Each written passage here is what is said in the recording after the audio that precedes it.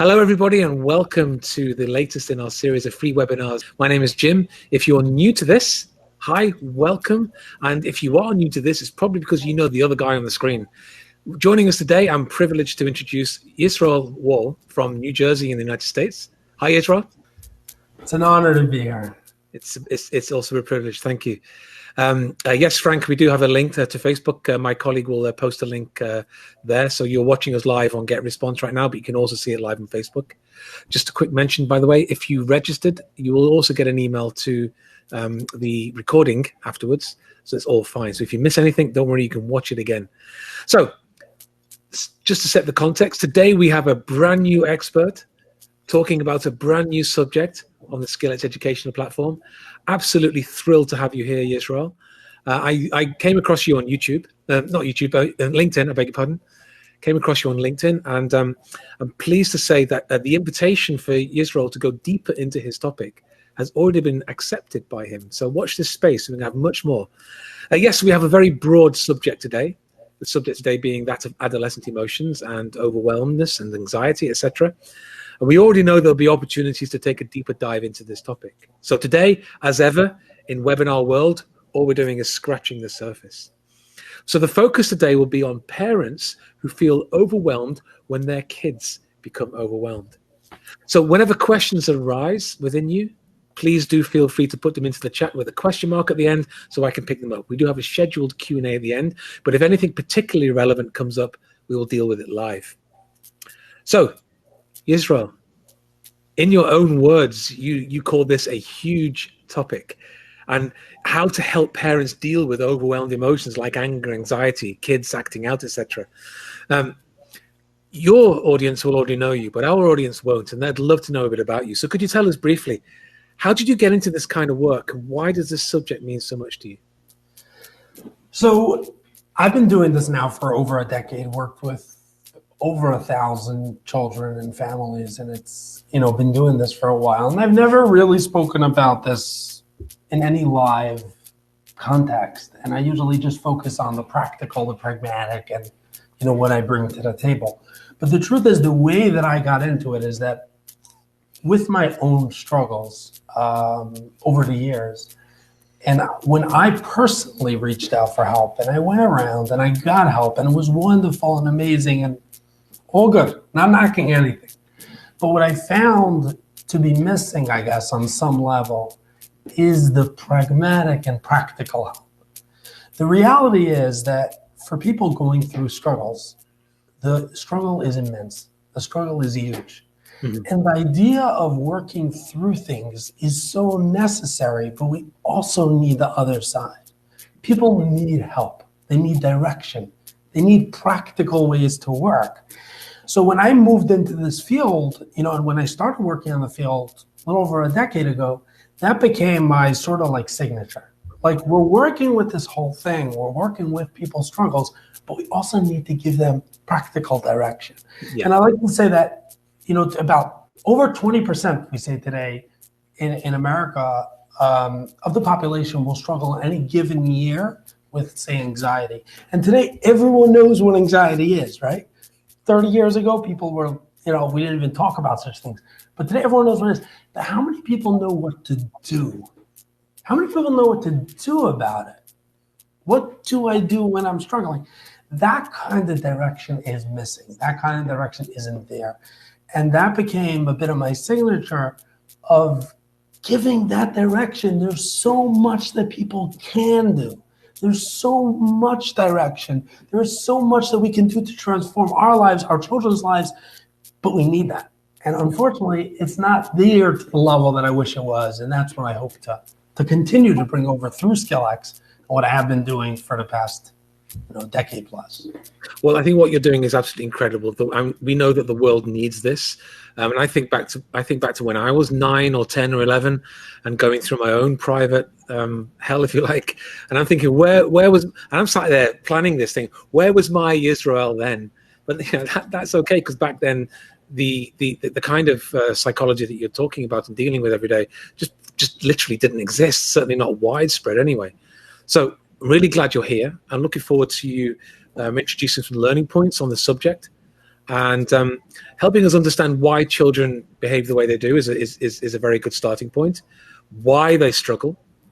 Parents will often ask, what happened to my kid? Because they're looking for a cause, right?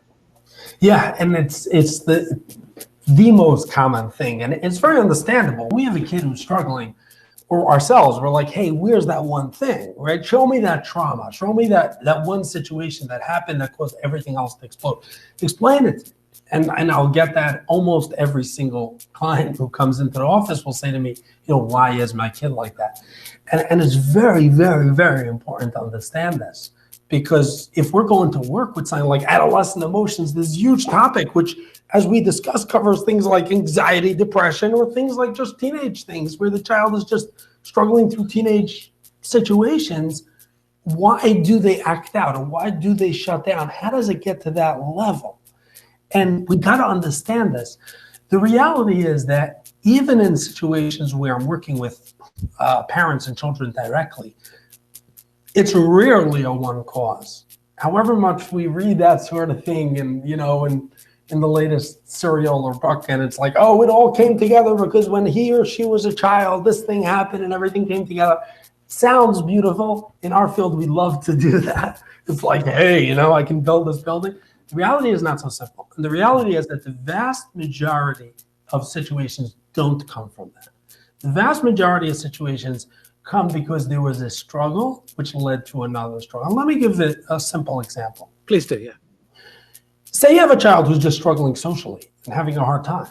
So they're a little awkward socially, or they're, just don't know the social cues or don't pick up on different things. And they're in a situation where they're in school and they're doing some things which, get other kids, as kids are wont to do, to bother the child, do something mean, whatever it is. And this child not knowing how to deal with it, any child in those situations struggles, but this child not knowing what to do with it will respond in a way that only furthers that kind of thing. And then it becomes a little bit of a cycle and they struggle. And then they act out. And then the teacher is not happy because, they're disturbing the class. So they get reprimanded, whatever it is. And then they come home in a bad mood, right? and they throw their knapsack on the floor and storm into the house. And mom's like, what's going on? You just came home. What's going on? What are we doing here? And everything explodes because now the child is further, right? Is further triggered by that. He or she responds in kind. It triggers us further, and that creates a cycle. But not only does it create a cycle, it also creates a cycle of trauma. And this is very, very important to understand. We talk about trauma and what may have happened in different situations. But I would say the greatest trauma that we face isn't necessarily a one-time trauma, and is instead the fact that I'm struggling. And this is part of why I got into this whole pragmatic kind of thing. Mm-hmm. We can deal with your emotions and work with you, but right now you're struggling. And when the struggle is so large, that is the trauma, because it's just not happening. It's too hard for me. I'm not dealing.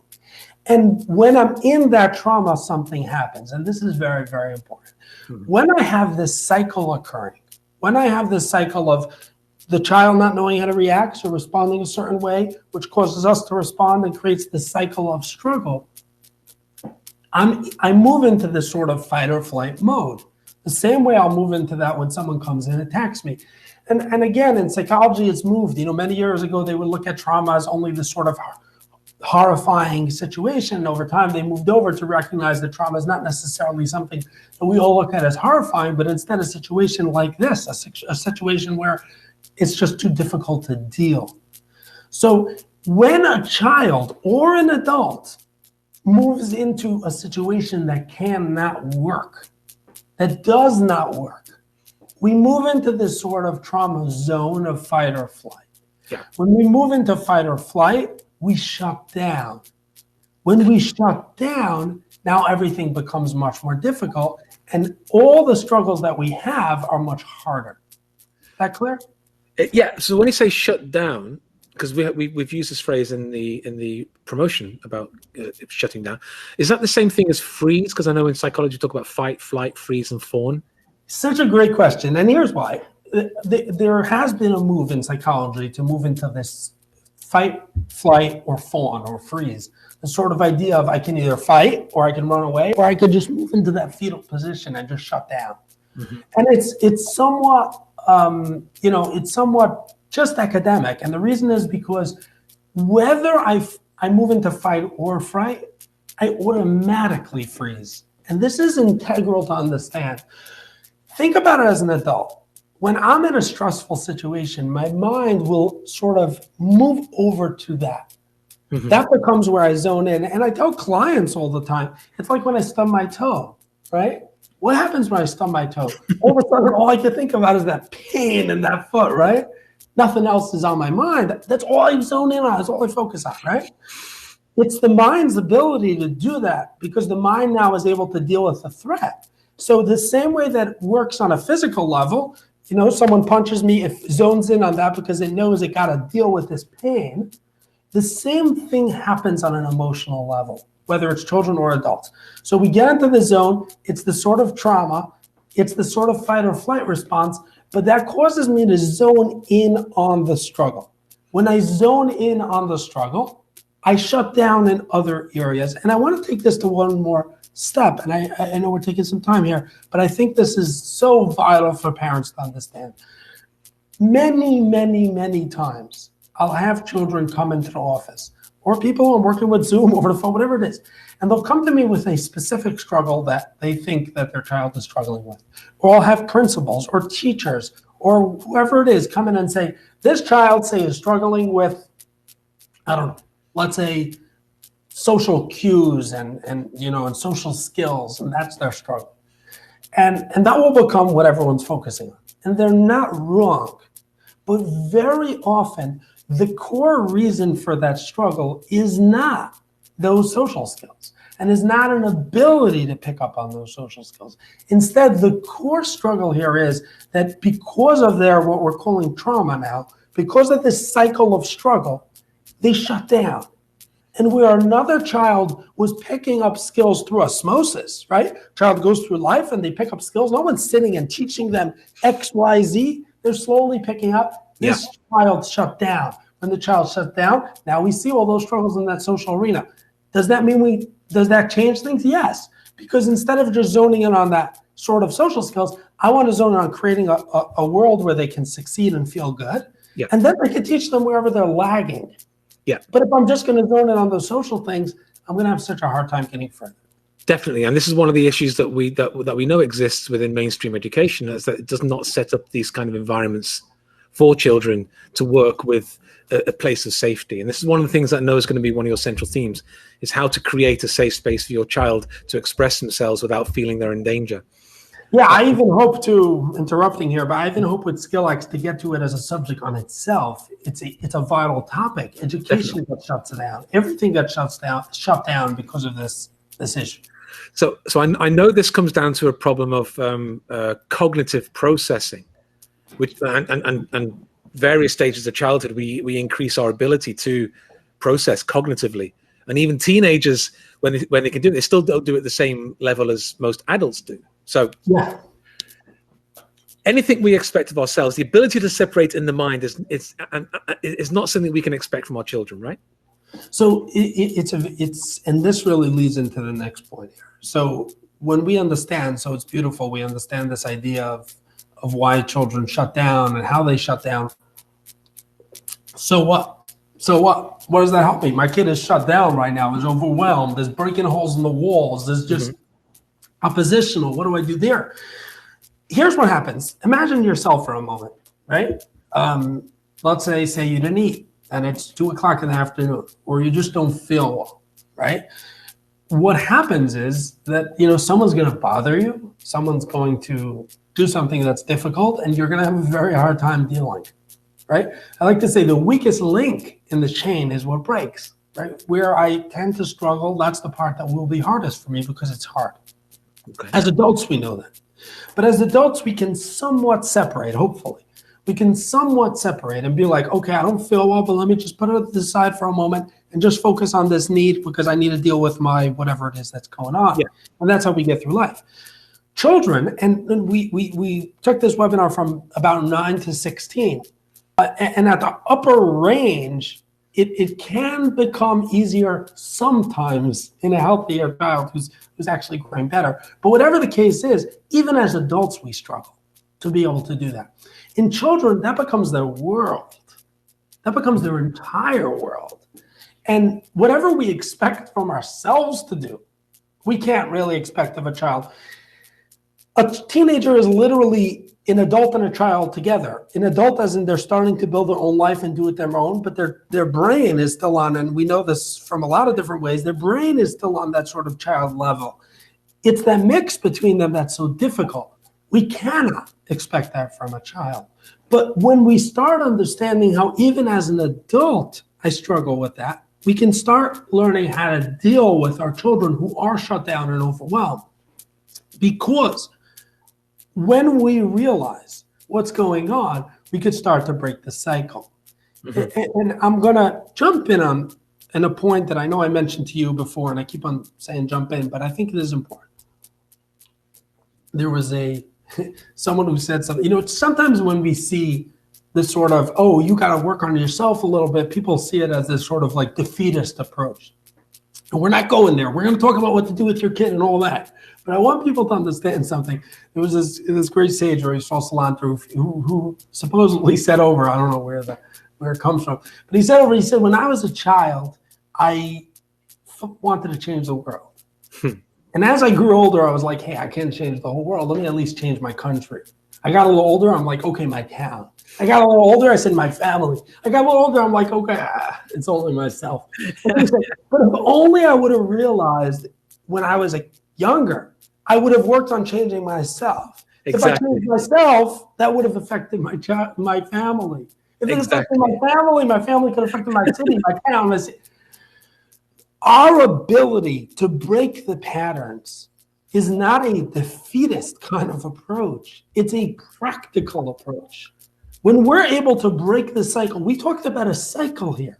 We talked about how we're responding to our children, and that's triggering, and that becomes back and forth and back and forth. We want to break that. How do we break that? We break that by, number one, just simply recognizing what's going on. Yeah. My child is overwhelmed. It's not me. It's not personal. They're shut down. They're in trauma zone. That's where they are. They're shut down. My job is to take a deep breath. The same way I would see it by myself. It's a practical tool. It's not a sort of like, oh, I can't help my kid. No, this breaks the cycle. And that in itself is integral before we go any further. That is a very important subject. I know this is like a very, very big context, but if you listen to this again, you'll hear within that context actual practical elements. And this realization thing is key, and I realize this also. But it does remind me a little bit of this idea of the self-love tactic. People won't love us until we seem to be loving ourselves. So to break the kids' triggered patterns, first we need to break our own pattern, because we're triggered as well by what's going on with our kids, right? Yeah, and that's huge. I would even say it a step further. And again, I keep on saying this pragmatic thing. We don't need to just do one. We can do both at the same time. So yeah, understanding myself, my fact that I am getting triggered, understanding that my child is triggered, that's integral. But while we're doing that, we can move on to the next piece. And we're absolutely we're going to get into some actual practical nitty gritty in a second, and this is the broader context, and you're going to give us some practical examples as well. I want to pick up on a comment that's just been left in the chat by Marcello David. It's always Marcello says, I always like the saying, when a kid struggles with a petty thing like it was the worst thing that happened, the chances are that was the worst thing that happened to them until now. And you see, without going too far into that, there are two parts to that. I think it was the same rabbi who said this idea. He's like, when you take away a boat from a captain who's sailing on the sea, everyone will be like, hey, that's traumatic, right? He's like, when you see your kid in the bath and you took away their boat, they were the captain, right? That's where they were. That was their life. So we were talking about the sort of trauma and it being part of a larger picture. But even without that, and I think that's where that commentator was touching on, even without the trauma, their life revolves around that. And I hope to get to that a little bit later in this webinar. Their life revolves around that. That's all their focus is. So when you like, hey, I couldn't go outside because I was grounded and the kid is flipping out, that is their life. Yep. They don't see it in that smaller context that we see it. And again, recognizing this allows us to be like, hey, this is not about me. My child is just shut down so I can work with it. Good. Excellent. There's the broader context set, people. Fantastic. And Frank, I'm glad you can see the Facebook Live now. Excellent. But don't worry, you'll get, because you're here now, you'll get the recording later as well. Moving back to the topic of today, we're dealing with 4 specifics here today. Creating an environment that offers deeper emotional safety, reducing anxiety in both you and your child, responding better to frustrated, angry, or shut down kids, and building up your child's resilience when they're stressed. So, Yisroel, you're the expert. Go. Give us some hows. So we talked about the struggle, right? We talked about this thing that's falling apart. The best way that we're going to be able to deal with this as a parent, again, working with the child is its own world, but as a parent, that's what we're focusing on today, is breaking that. How do we break that? How do we break this cycle? We break this cycle by creating a space where the child doesn't feel hopeless. And it's not a great comparison because it's kind of not so fair for this context, but I saw this great thing once from Sun Tzu, and he said when you're going around the city, he wrote that famous war thing. He's like, when you're going around the city, if you're going to attack a city, what you don't want to do is completely surround it, because if you completely surround it, then their only hope is to die. So they're going to fight you to your death. And instead, leave a little opening. And he's like, you leave a little opening, everyone will end up coming out of there. Now, that's not what we're doing for our kids, but just the idea that when we create hope, we're able to move over to that space of hope. And what we want to do first is create a space where the child feels it can work. Because remember, when a child is coming into a situation where they're overwhelmed, their feeling is, I can't do this. There is no way this is going to work. I just can't. So what we want to move into is creating a space where we can, where we create the feeling that we can. Because when we do that, we open up a world of I'm not busting anymore because there's this space. Sort of like when there's an infection. An infection is that sort of pain. I got this toothache. I went to the dentist. And he said to me, the pain that you're feeling is all because of an infection. And if I would break a hole, there would be no more pain, because the whole pain is that for sort of pressing against with no space to be. Pressure. Yeah, it's the same works with emotions, right? Emotional pressure. Yeah, exactly. We want to create that. The best way to create that, and that's what we're doing here, is not simply to create it, but something much larger. Creating a space where that child actually feels they can be successful. How do we do that? The child's not being successful. The real key is, and it sounds simple, but it's not, is 2 things. Number 1, finding a place where they feel successful. And number 2 is lowering the pressure and making it not about their response. So a child comes at home and is completely overwhelmed, right? We get triggered. And instead, what we're doing is we're moving back, we're taking a deep breath, and we're like, hey, this isn't about me. This is about my child who's feeling like nothing is going to work and they feel like nothing can happen. Mm-hmm. So I would be able to look at my child and find one area where my child can feel successful about. Hey, I'm so happy that when you came into the house, you walked in without doing something crazy, okay? It doesn't even have to be like, oh, something that's really a successful thing. Whatever, without going too far off context. It can be anything. It looks amazing that you did X. I'm so proud of you that you did Y. How did you not just explode when you were so angry? It was so hard. If I were you, I probably would have smashed the door. And parents are afraid of saying that. They feel like if I say that, it's going to make my child's going to feel like they're allowed to smash the door. It doesn't work that way. Well, that sounds a lot like an empathetic statement. So like I recognize the suffering you're going through, and if I were you, I would have X or Y. Okay. So it is, but it's one step further. It is an empathetic statement. And that's key. But it's one step further by finding the area where they're struggling and making them feel that they can. So it's not just, hey, you're struggling. It's finding an area where I could say, I see how you did that, so that the child starts feeling like they can. And I want to explain this a little better. It's something I talk about very often. Mm-hmm. And I call it indirect explanation. When you have indirect what? Indirect explanation. Okay. That's my term. When you have a child, especially a child who feels like they're falling apart and they feel like nothing can work and their self-esteem is shot, when you tell them, hey, you're doing great, they never believe you. Never. They just don't. My dad, my mom is just saying it. I'm a failure. I see it every day.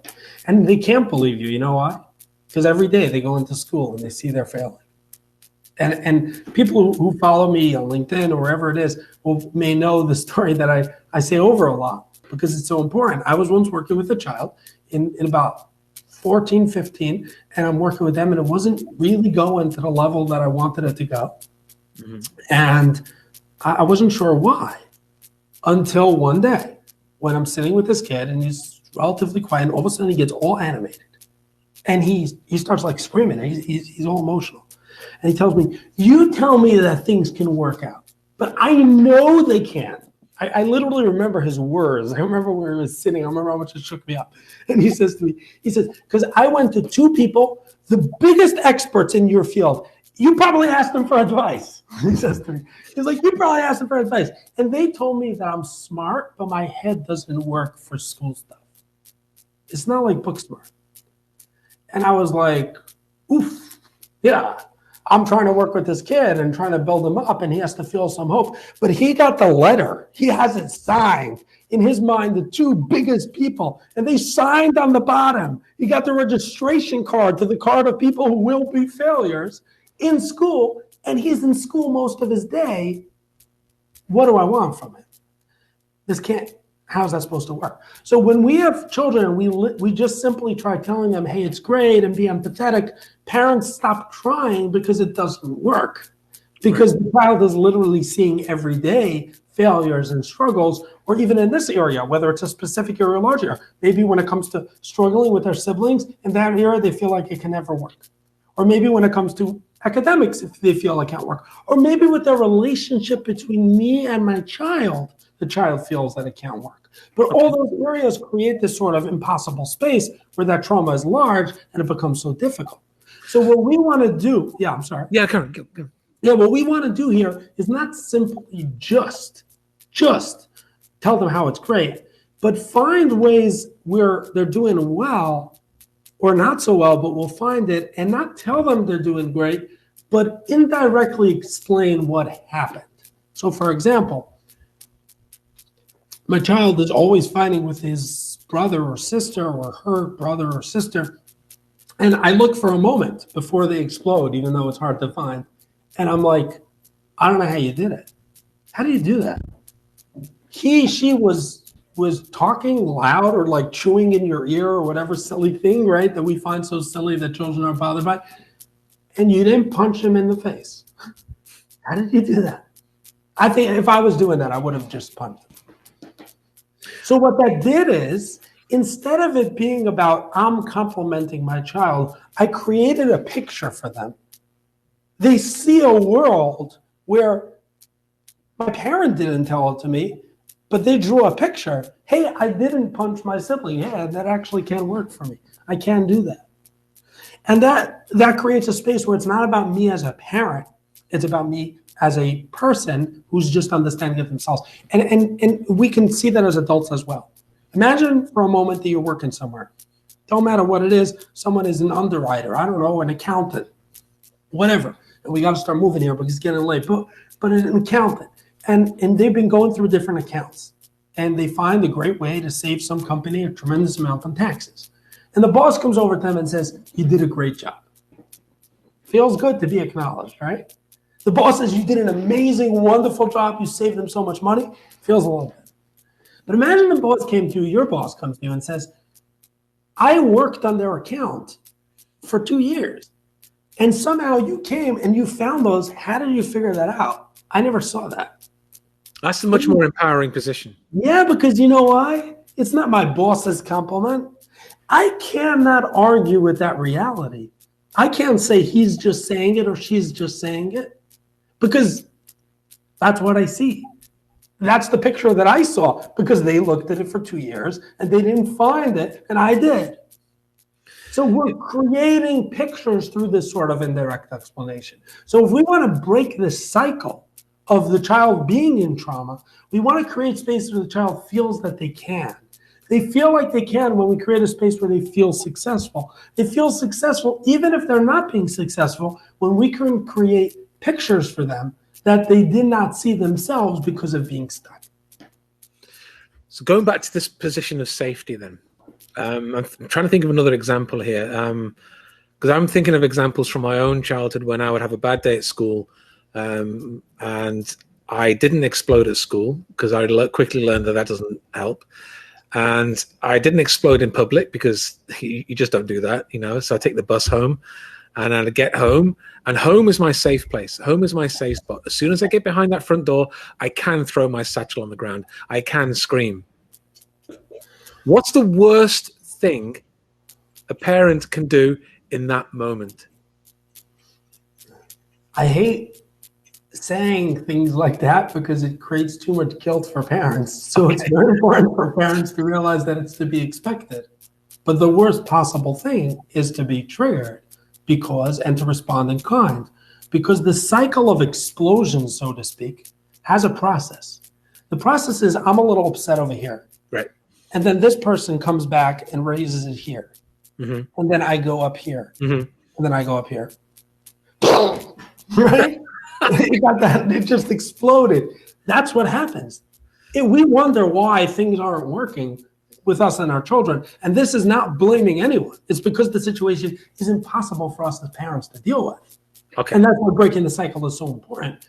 But it happens because there is a cycle. That's the reality. And that cycle doesn't make it better, it makes it worse. So we that's where, I'm sorry, what's that? Yeah, we were talking earlier about the importance of reducing anxiety.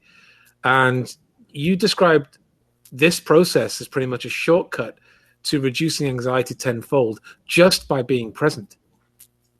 Yeah, I would add, before we move on to the next topic, that it does go up a space. When we're able to do this, we also want to move back and stop being so punitive. As parents, it's almost like our kid acts out and we're like, if I don't punish them, they're going to continue doing this for the rest of their life. So I better teach them a lesson once and for all. I want to go in for a little secret. Punishments don't teach lessons. They create fear. Sometimes some level of fear is important. I don't want my child running in the street. Somewhat controversial, because some people will say, don't put your child out until they're ready not to run in the street. I'll disagree there, because we do need some level of punitive pieces there to keep us in place, just like us as adults have this sort of thing. If I don't do a good job, I will get fired. It can't be a level of, it has to come from a level of safety. But there's nothing wrong with having something in the background. But my child doesn't learn from being punished. My child learns because they learn inside. The punishment can hold them in place until they learn themselves. When you have a child who's struggling, our knee-jerk response is to teach them once and for all that you're never going to forget this. That's our response. What we need to do is to take a step back and stop being so punitive. And we do that by doing things like, I love you very much. I know it's very hard. I need to be able to have some safety. So if you're really upset, I can stay with you in your room, but I have to move away from your sibling because someone's getting hurt. Right?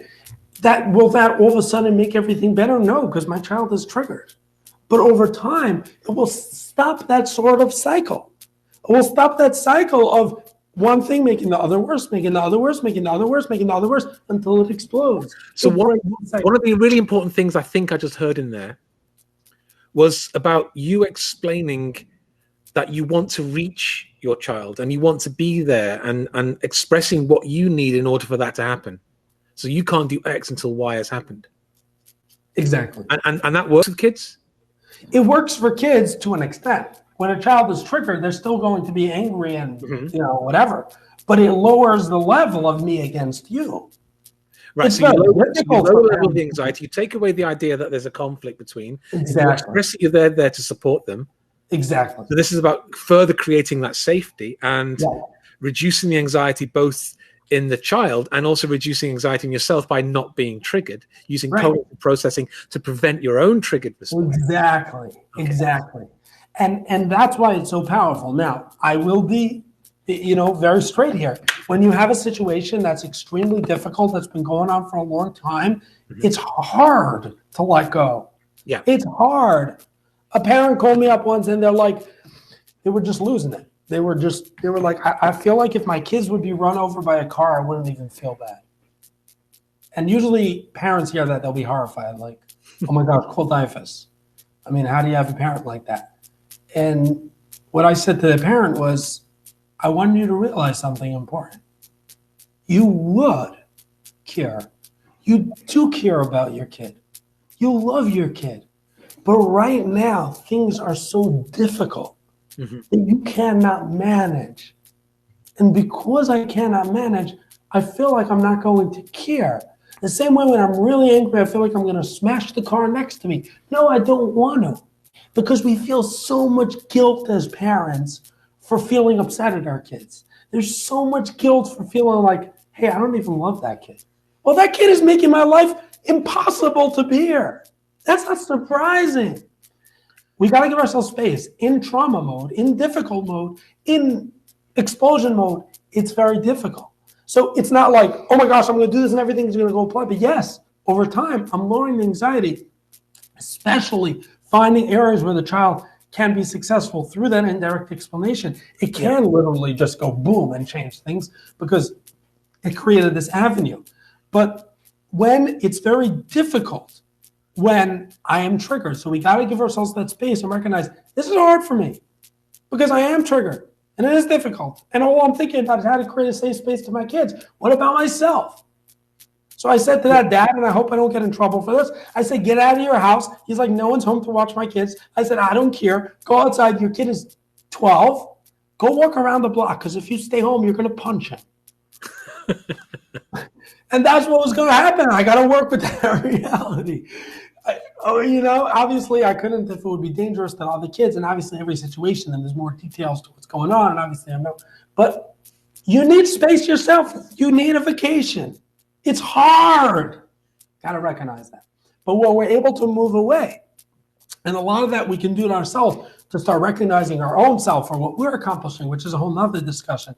We're able to lower the tension. We're able to create a space of the child feeling successful, stop moving into the punitive place, create that safety, lower the anxiety because the child feels like, hey, this can work.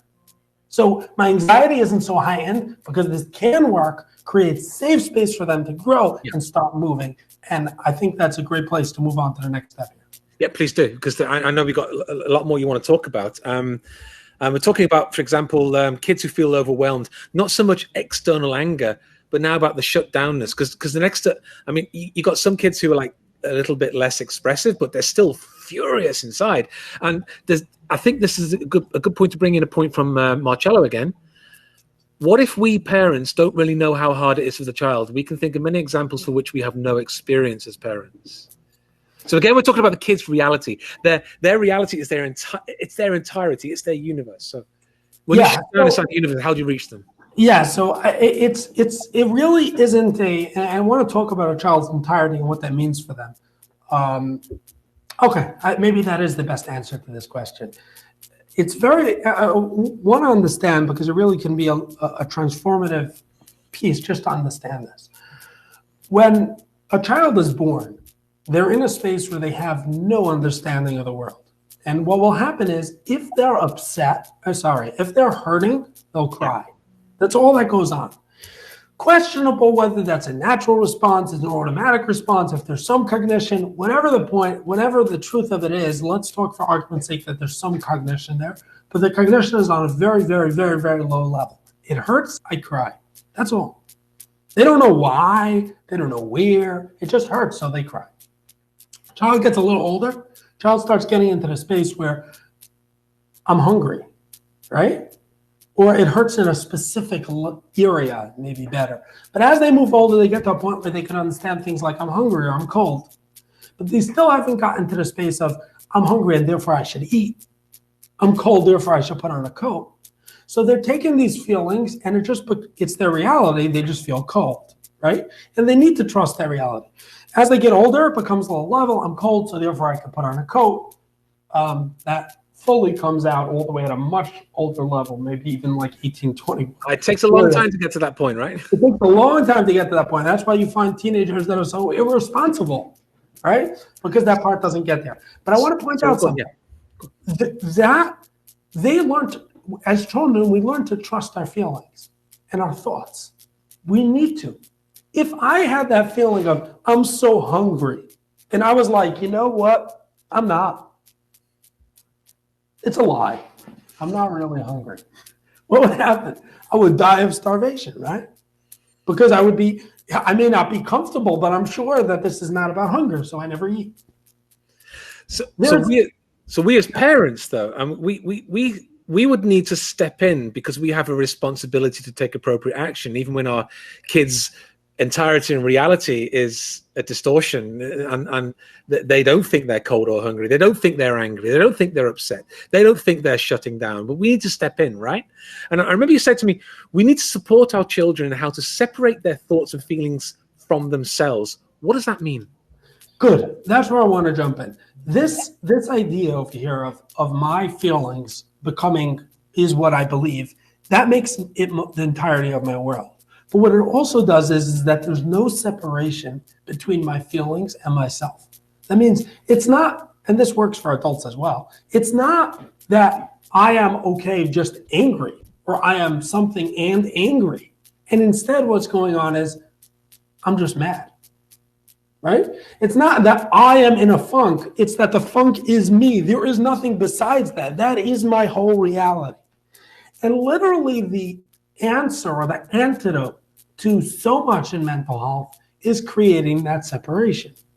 That separation between, I'm feeling so angry. It's a feeling that I'm having, and let me even work with that feeling and work with that idea instead of it just being me. We don't always feel that way, and without work, many, many, many people will never be able to do that, creating that separation. Instead, I'm just mad. All day I'm mad. That's just what I am. Instead of being able to be like, I'm having a feeling of being angry.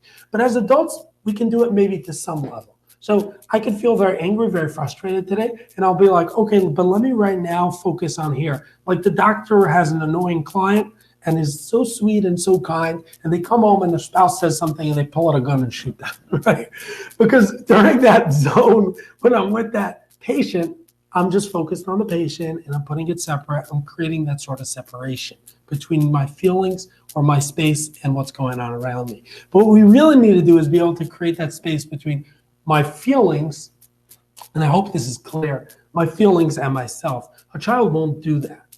So for sure not. So when you're having a child who's overwhelmed, and now we're moving away from this sort of anger exploding kind of thing, to just overwhelmed with anxiety, overwhelmed with just being overwhelmed with life.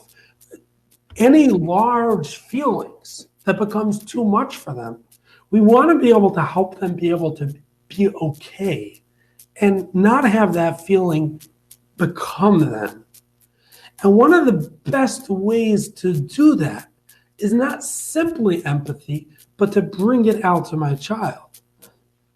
So when I notice how my child is very anxious about something, I can be like, you're feeling very anxious about that. And that feels very big. That feels very hard. What I did with that is I created a space between what my child is and their feeling. You're having X feeling. You're overwhelmed with Y. We're creating a space where it's not automatically me. I'm feeling very anxious about going to school or going to that party or going to that trip or having this social experience or whatever it is. And we're creating that space. We start separating. No, that's not everything. But we have to realize what we want to do is create a space between what the child is feeling and themselves. Is that clear? Yes, so now we're coming back to this idea of responding better to children's overwhelmed or their anxiety or whatever they're feeling by creating this space. So what does creating that space do? What does it unlock? Because I mean, you and I could sit here and talk cognitive processing till the cows come home, but in the child's world, what have you done? Have you done like the Brené Brown thing of going down into the hole with them without making their world bigger?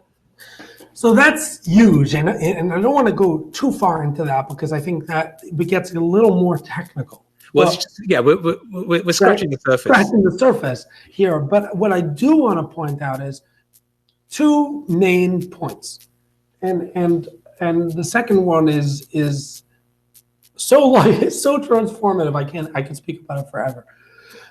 Excuse me. Number one is creating a space. So helping my child start feeling like they're feeling upset, and I want to get into this in further webinars as well, because this goes into dealing with our own anxiety and how to overcome our own anxiety and all that kind of thing. But number two is something that many parents who have been working with their children on things like this don't often do. And that's creating the idea of I'm okay even when things aren't okay. Now, that's not necessarily true when my anxiety is so overwhelming till it takes me over, because that's too hard to start feeling that. But what happens is, and we have this as adults as well, I have that sometimes, a lot of situations, but I remember a specific addict that I was working with, even though that's not my specialty, where it was like they couldn't figure out what was their trigger really. And it was this idea where, throughout life, I've made sense of things and I've worked through things. One thing I've never done is when things weren't working for me, is that okay?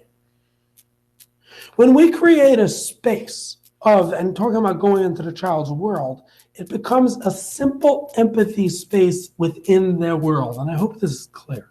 That means I see my child anxious, and I could say things like, this is so hard because you're overwhelmed about X, right? That's horrible. Our knee-jerk response as parents is to just take it away.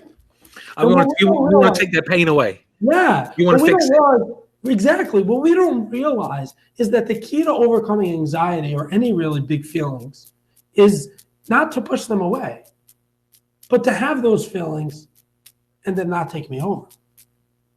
Let me give an example, kind of funny. Yeah. I started with SkillX now, right? Yeah. And this is my first webinar with SkillX. Yeah. And I've done webinars a million times, and I've spoken in front of big crowds. But last night, I'm sitting here preparing for this webinar, and I'm feeling apprehensive. And I'm thinking to myself, why in the world are you, what's wrong with you? You've done this a million times. What's bugging you, right? And that's what's going through my head. And then I'm bothered by the fact that I'm bugging out, right? You know what I needed to do? And what I did last night was like, okay, I'm bothered. You know why I'm bothered? It's a new thing. So thoughts are going through my head because I haven't done this format or whatever it is, and it's a new opportunity. That's my brain's job of trying to keep me safe, because the mind's job is not to make us successful. It has one job: keep me safe. Keep you safe. Yeah. Right. That's all it knows. That's all it cares. And when we talk about more in future SkillX things and more focusing on anxiety than just larger emotions and overwhelm, we get into this hopefully with more details. But my mind's job is to keep me safe. That's his job. It doesn't care if I'm successful. So when it feels danger, it goes, and it sends in all kinds of messages. When I'm triggered by those messages, that's what makes them stay. Thoughts don't have a lifespan. They have a lifespan because they bother me and they're on my mind. Thoughts just come and go. Like when I walk down the street, I see a million things. I don't even know what I saw. So what I needed to do was be okay with that. That's okay, right? With having those thoughts. But a second level is I'll be okay even though it is a little sucky to feel this way. All right, so this is something that we learn to do as adults. It's also something that we learn to do if, for example, we have a condition like OCD. We learn, hey, that's just a thought. We go back to that whole kind of it's just a thought. And we used by OCD, well, maybe the biggest key. We're definitely going to have a discussion about that because OCD amongst kids is a subject all of its own. But sure. You're talking about this ability to separate as adults. How do we step into the kids' entirety of overwhelmness and say to them, hey, it's just a thought? So Couple things. Number one is creating a space of safety. And we talked about that a little bit in a more intense way before. But in this context, it's simply just allowing my child to give over these feelings, these big things, without me responding, and just basically holding their hand. Can you give me an example of what you would say to the child?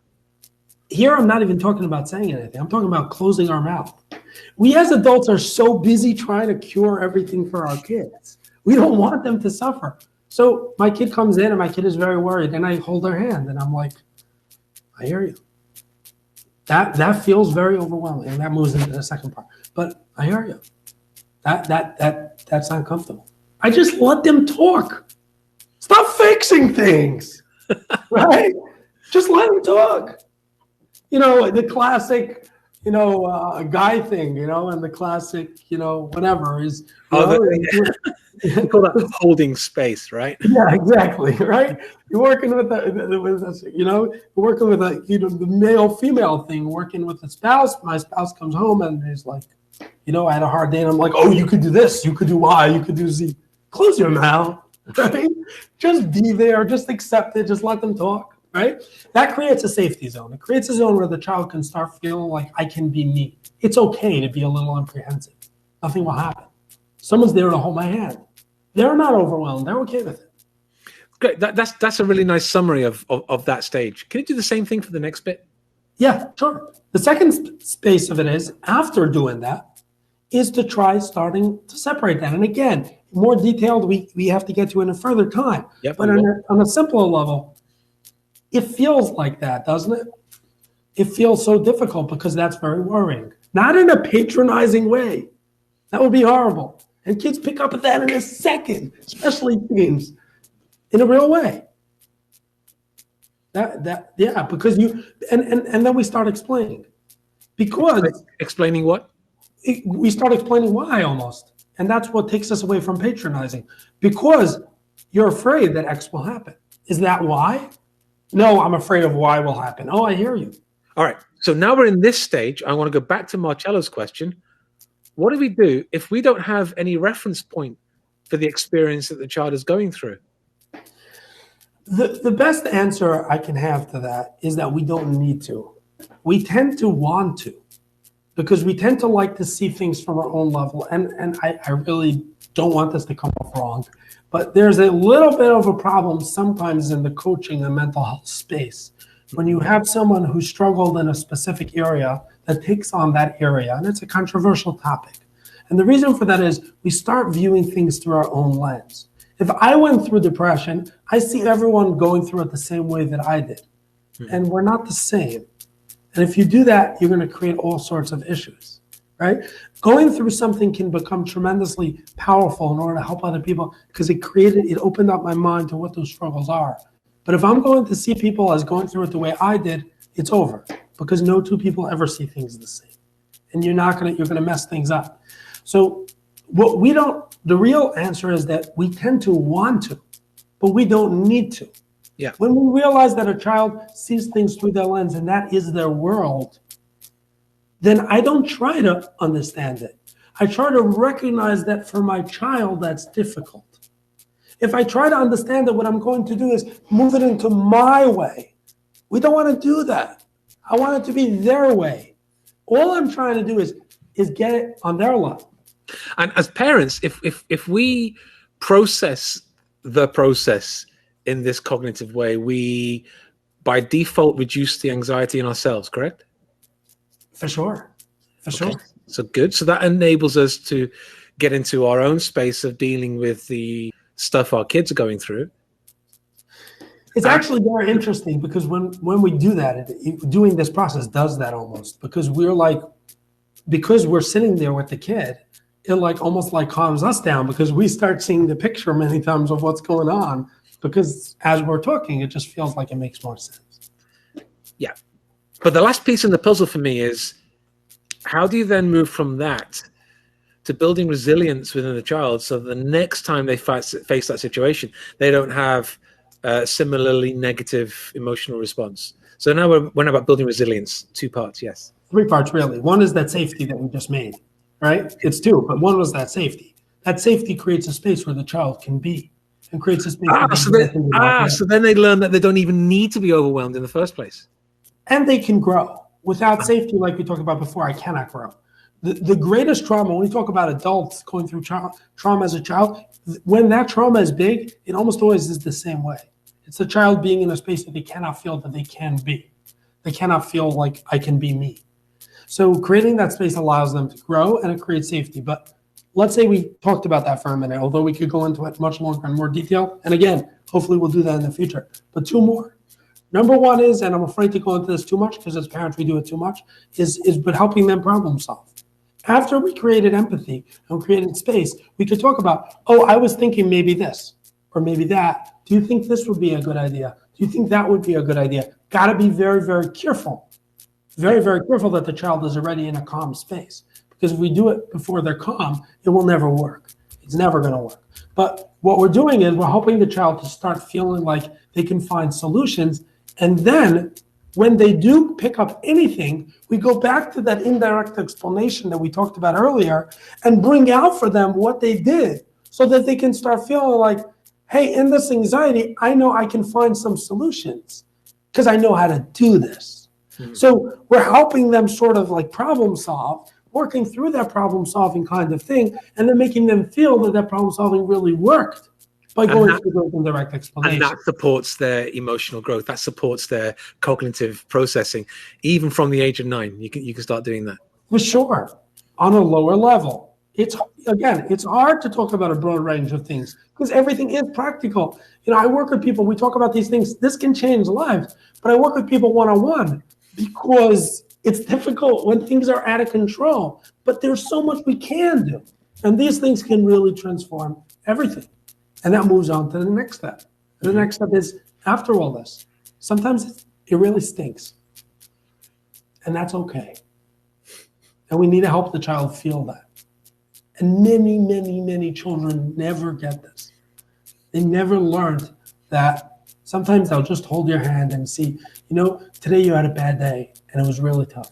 It's going to stink right now. You're rejected from the team. You're rejected from a job. You had a friend who let you go. You had whatever it was. That's horrible. It really feels terrible. And after we do that, at some point, it's going to feel better one day. But right now, it's horrible. We're creating a space for our child not to be so overwhelmed by the fact that it is difficult. Yes, it's difficult. And you know what? I will be okay.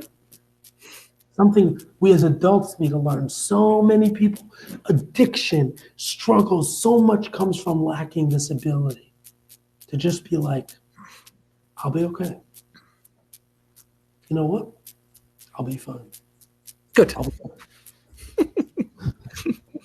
I'm sure we'll get there. I wanted to throw in a specific question to you, if I may. And we've got a little bit of time left for this one. Let's take a situation that let's say your kid is acting out and they're not punching holes in the walls, but there maybe they're attacking you. Maybe they've got a biting thing going on. I know this is quite common amongst some kids, and it's surprisingly common. But I mean, what's happening when they're doing that, and how can we get them to the point? Hey, it's okay. You don't need to bite me. Again, it's really a lot of the same concepts. We're focusing more on the teenage years, and if there's a biting issue at that time, usually it's set in for... Well, yeah, if you're talking about a 15-year-old, then we've got some serious issues, but I'm talking about maybe an 8, 9, 10-year-old. Right, but whatever the case may be, the biting is still a response to not being able to deal.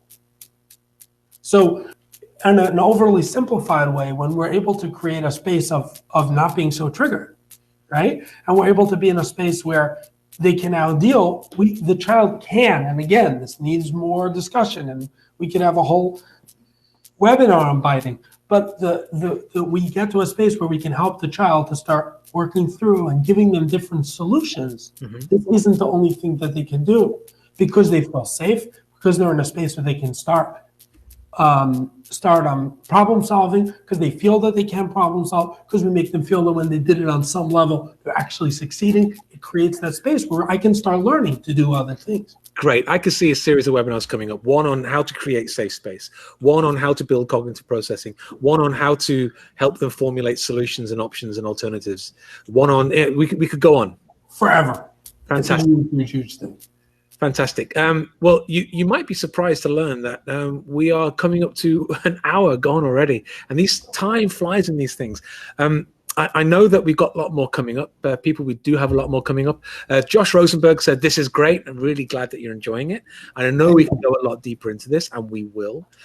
Just keep an eye on our channels, people. My colleague is just about to type in the chat our channels for Facebook and Instagram. Follow us there. We know we're going to be inviting you back, Yisroel, for much more to come.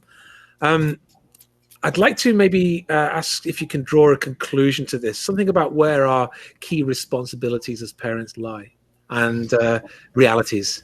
Yeah, I would really pull two together. One is to realize that our job as parents, and this is something that we need to understand well, is not whether our children will come out to be a certain way.